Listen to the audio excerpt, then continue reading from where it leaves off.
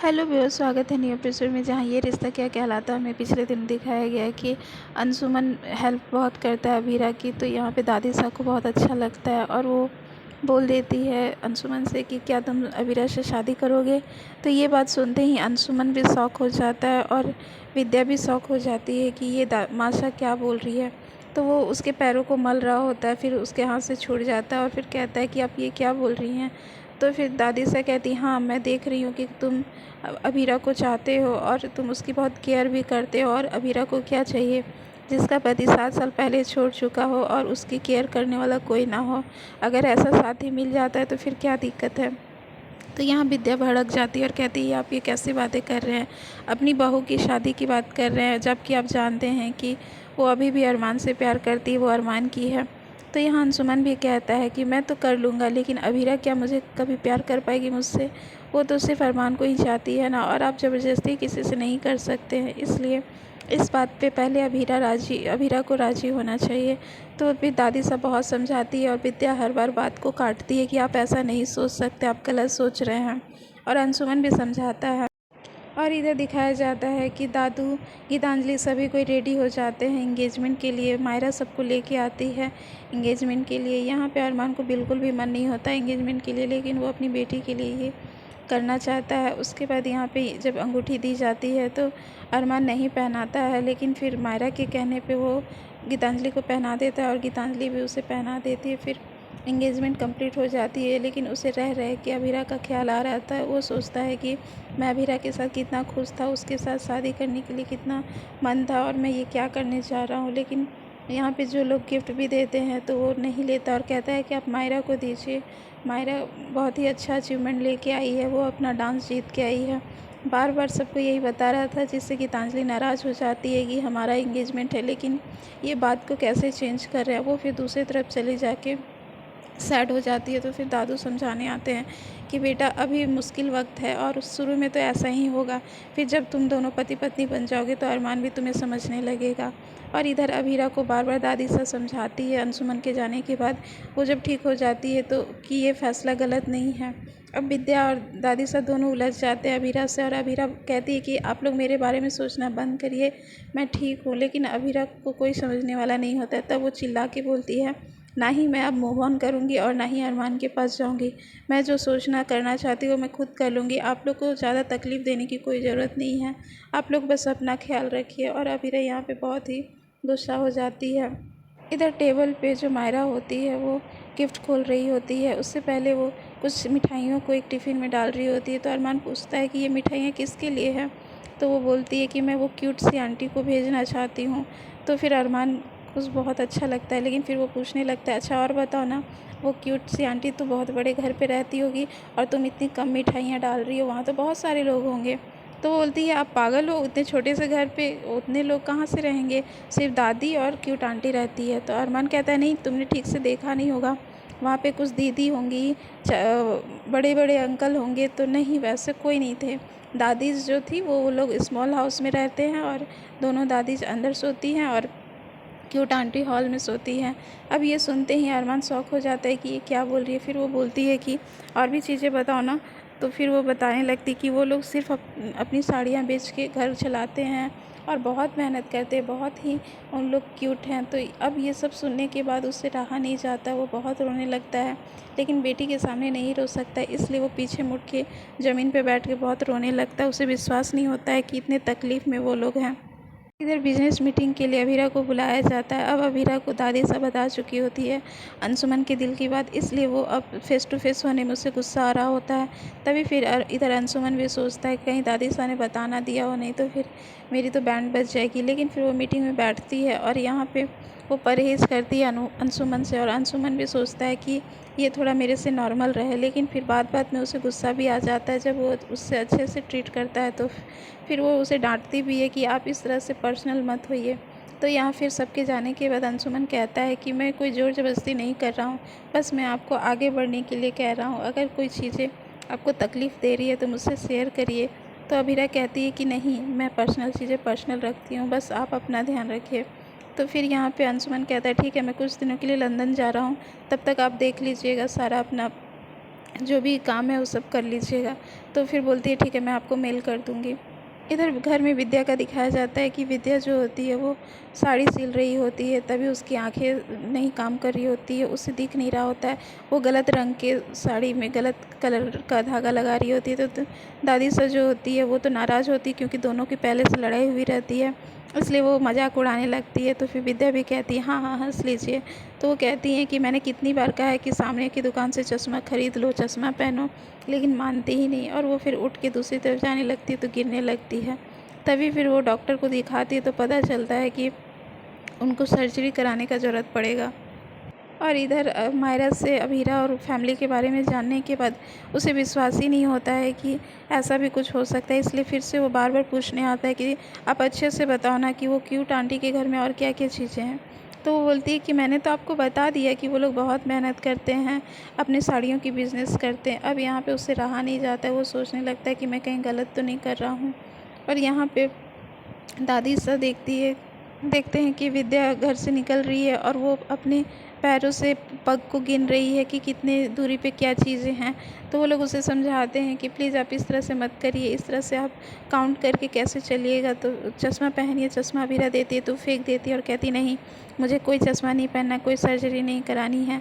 फिर वो कह देती है कि मैं सर्जरी तभी कराऊंगी जब मुझसे मेरा बेटा मिलने आएगा, मैं अरमान को देखना चाहती हूँ, अरमान को देखने के बाद ही मैं सर्जरी कराऊंगी। अब वो इस बात पे अड़ जाती है। अब ये दोनों परेशान हो जाते हैं। दादी से बहुत समझाने की कोशिश करती है कि वो कभी नहीं आएगा। अभीरा भी समझाती है कि वो छोड़ के जा चुका है तो कैसे आएगा माँ, लेकिन वो कहती है नहीं, तुम दोनों कान खोल के सुन लो कि मैं ये नहीं करने वाली हूँ।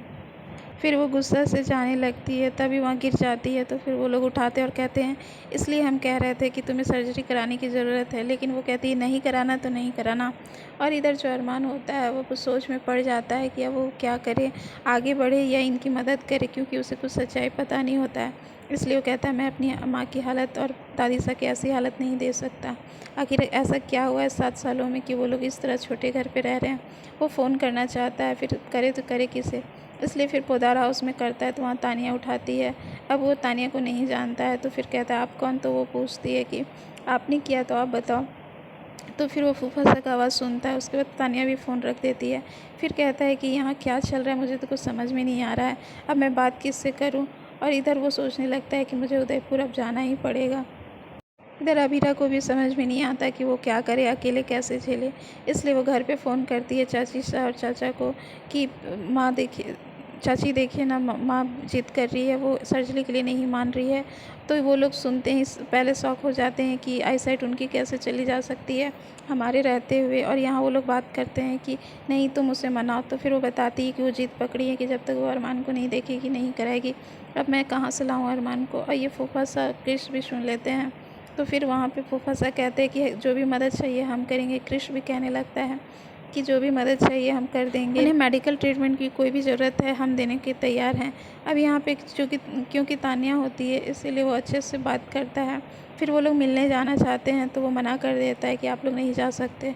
तो फिर बहुत बोलती है चाची। तो फिर वो बताता है कि मतलब मैं कहने का मतलब है कि अभी नहीं, आप लोग सुबह जाइएगा क्योंकि अभी रात है।